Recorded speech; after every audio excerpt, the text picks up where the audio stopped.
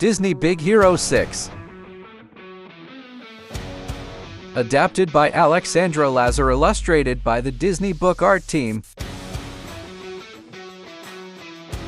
In an alley in San Fransokyo, a robot battle was about to begin. Mr. Yama, the undefeated champion, was looking for a challenger. 14-year-old genius Hiro Hamada stepped forward with his invention, Megabot. Mr. Yama laughed at Hiro's small robot but agreed to battle. Hiro just smirked as he placed his robot in the ring. Megabot, destroy. Within minutes, Megabot had wrecked Mr. Yama's robot. Mr. Yama was angry. Luckily, at that moment, Hiro's older brother, Tadashi, rode up on his scooter. Together, the two brothers raced away from Mr. Yama and his goons. Once they got home, Hiro wanted to go to another bot fight across town, but Tadashi was worried about his little brother. He knew that Hiro could do greater things. When are you gonna start doing something with that big brain of yours? Hiro just shook his head. What? Go to college like you so people can tell me stuff I already know? Tadashi was a genius too. He studied at the San Fransokyo Institute of Technology. He wanted his brother to sign up for classes, but Hiro was not interested. Suddenly, an idea came to Tadashi. He agreed to take Hiro to his bot fight. On the way to the bot fight, Tadashi needed to stop by his lab. There, Hiro met Tadashi's friends Go-Go, Wasabi, Honey Lemon, and Fred. They were working on their own inventions. Go-Go was using electromagnets to make the fastest bike ever. Wasabi was working on a high-powered laser. And Honey Lemon was formulating a chemical reaction that could turn a big ball of metal into a pile of pink dust. Hiro was impressed by all of Tadashi's friends and their inventions. The only one who wasn't a student or an inventor was Fred. He was the school's mascot. Next, Tadashi showed Hiro his own invention, a robot named Baymax who had been programmed to take care of people who were sick or hurt. Tadashi stuck a piece of duct tape on Hiro's arm and then pulled it off. Ow! Hey, hey! When Hiro yelped, Baymax activated. When Hiro yelped, Baymax activated. Hello, I'm Baymax, your personal healthcare companion. I was alerted to the need for medical attention when you said, ow. On a scale of 1 to 10, how would you rate your pain? Tadashi watched proudly as Baymax scanned Hiro for injuries. He's gonna help a lot of people. Hiro was amazed by his brother's invention.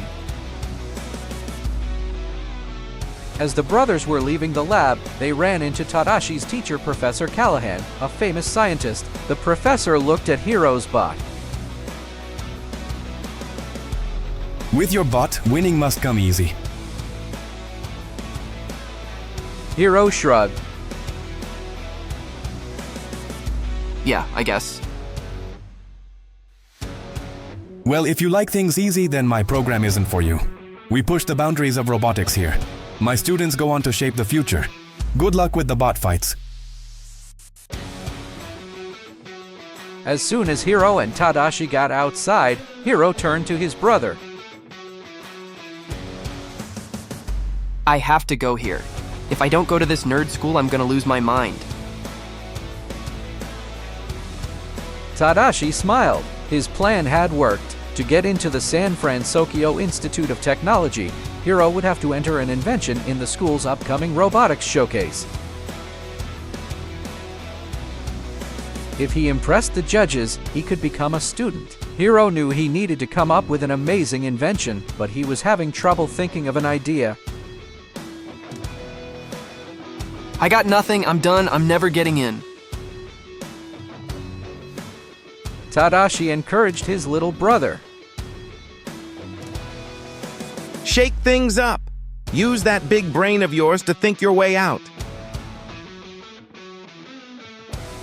And then, finally, Hiro came up with a plan. He worked hard to get his project just right. The night of the showcase arrived. Standing before the crowd, Hiro was nervous but ready to show off his invention. This is a microbot. It doesn't look like much, but when it links up with the rest of its pals, things get a little more interesting. Hiro tapped the special headband he wore that allowed him to control the tiny robots with his mind.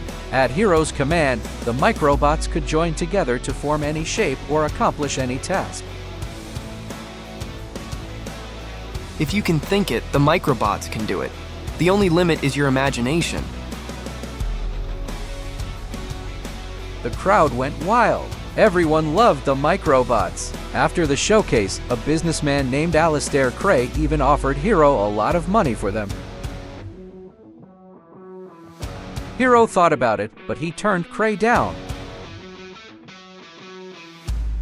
I appreciate the offer, Mr. Cray, but they're not for sale. Just then, Professor Callahan approached Hiro. He was so impressed with Hiro's microbots that he invited Hiro to become a student at the institute. Hiro was very excited. Outside the showcase hall, Hiro turned to Tadashi. I wouldn't be here if it wasn't for you, so, you know, thanks for not giving up on me. Just then, people began running from the hall. A fire had broken out, and Professor Callahan was still inside. Tadashi started to run toward the hall. Tadashi, no! Hiro tried to stop his brother, but it was no use. Tadashi rushed in to find the professor. Moments later, an explosion knocked Hiro to the ground. Tadashi was gone. As the days passed with Tadashi gone, Hiro stayed in his room and kept to himself. Nothing seemed to matter anymore. Then, one day, Hiro dropped something on his foot. Ow. Ow. To his surprise, Baymax appeared. Hello, I am Baymax, your personal healthcare companion. I heard a sound of distress. What seems to be the trouble? Hiro didn't want anything to do with Baymax, but Baymax would not turn off. I cannot deactivate until you say you are satisfied with your care. It was the microbot that had been in his sweatshirt pocket on the night of the showcase. It was moving around, trying to find the other microbots, but all of them had been destroyed in the fire. This doesn't make any sense. Baymax looked at it. Your tiny robot is trying to go somewhere. Hiro shrugged, uninterested. Oh yeah? Why don't you, find out where it's trying to go? Baymax was programmed to help Hiro, so he followed the microbot. Hiro couldn't let anything happen to his brother's robot. Reluctantly, he took off out the door after him. Hiro chased Baymax all over San Fransokyo until he finally caught up with the big robot outside an abandoned warehouse. Baymax turned to Hiro.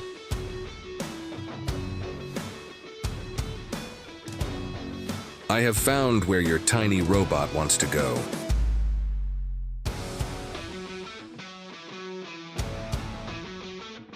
Helping each other, Hiro and Baymax climbed through a window. Once inside, Hiro looked around to find something astonishing.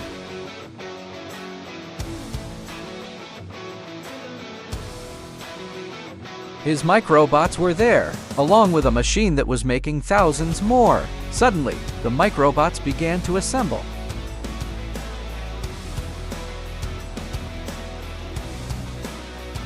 Hiro and Baymax spotted a mysterious man in a mask moving toward them. At the masked man's command, the microbots swarmed together and attacked Hiro and Baymax.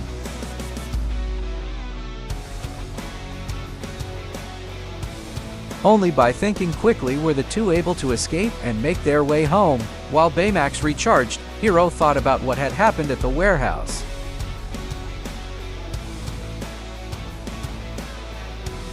His microbots hadn't been destroyed in the fire. The masked man had stolen them, and if the masked man was responsible for the fire.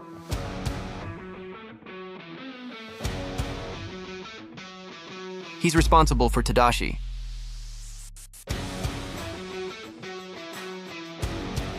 Hiro could barely contain his anger. We gotta catch that guy. Baymax would do anything to make Hiro feel better.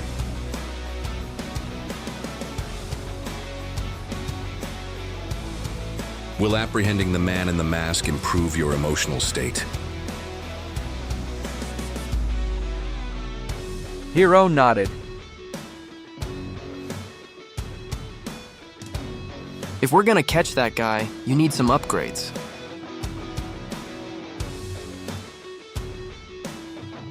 The big robot wasn't programmed to fight, so Hiro quickly got to work programming Baymax with new karate moves and building him a special suit of armor.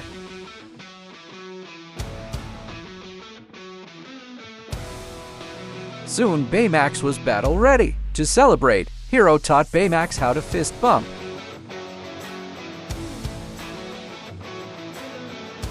La la la!